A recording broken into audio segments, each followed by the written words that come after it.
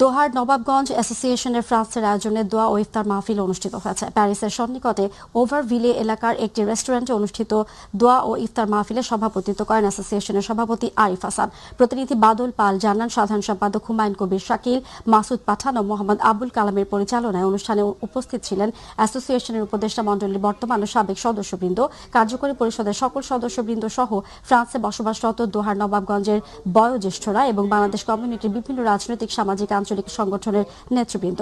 অ্যাসোসিয়েশনের সভাপতি আরিফ হাসান ও কোষাধ্যক্ষ রাজীব হাসানের মা ইন্তেকাল করায় তাদের জন্য দোয়া এবং মাহফিলে দেশ ও জাতির সার্বিক কল্যাণ কামনা করে দোয়া ও মোনাজাত করা হয়। মোনাজাত পরিচালনা করেন মাওলানা হাবিবুর রহমান।